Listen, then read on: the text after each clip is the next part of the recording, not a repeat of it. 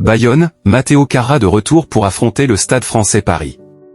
Pour défier le Stade français Paris, samedi après-midi, l'aviron bayonnais va pouvoir compter sur le retour de l'international argentin, Matteo Carra. Revenu blessé de la tournée d'automne, le 3/4 elle pourrait être titulaire face aux Soldats Roses. Une nouvelle fois corrigée à l'extérieur samedi dernier à La Rochelle, 49-17, Bayonne se retrouve sous pression en cette semaine de Noël. Les hommes de Grégory Pata, sortis du top 6 suite à la claque reçue à De Flandre, doivent à tout prix s'imposer ce week-end contre Paris, pour s'éviter des prochaines semaines mouvementées.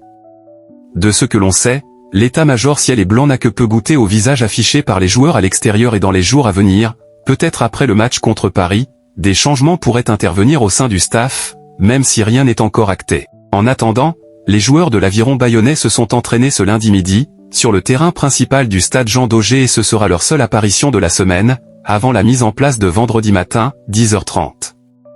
Noël oblige, l'ensemble du groupe professionnel sera en congé pendant 3 jours, de mardi à jeudi inclus. Tuilagi absent de l'entraînement. Pour ce match face à Paris, le staff de l'aviron bayonnais devrait pouvoir compter sur le retour de Matteo Carra.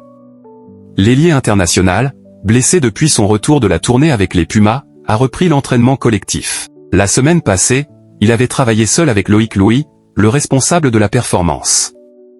En ce début de semaine, après un échauffement individuel, l'ailier électrique s'est installé sur l'aile gauche alors que le Sultan Johan Orabé évoluait de l'autre côté du terrain. Arnaud Herbinart-Garet, victime d'une béquille contre les Stormers, était toujours aux soins. Tom Spring s'est entraîné avec les remplaçants probables, au même titre que Baptiste Tillol et Victor Hanoun. Au centre de l'attaque, en l'absence de Manu Tuilagi sorti sur commotion samedi soir, Bayonne a travaillé avec Sirli Makala et Guillaume Martoc. La star anglaise, qui doit passer des examens complémentaires dans le cadre du protocole classique, sera fixée en fin de semaine pour savoir si elle peut jouer, ou non. Si elle ne peut pas jouer, Martoc, absent des terrains depuis le voyage à Pau, début octobre, pourrait faire son retour à la compétition. Le 3/4 centre, dont l'indisponibilité était estimée à 3 mois, a récupéré bien plus vite que prévu, et c'est une bonne nouvelle pour le club basque. Si Cheikh Tiberghien tient la corde pour occuper le fond du terrain, Grégory Pata pourrait être tenté de reconduire la charnière qu'il a alignée à De Flandre.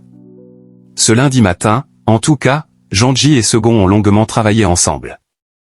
Chez les 3/4, Gareth Anscombe a repris la course individuellement, en même temps que le 3e ligne Rodrigo Bruni.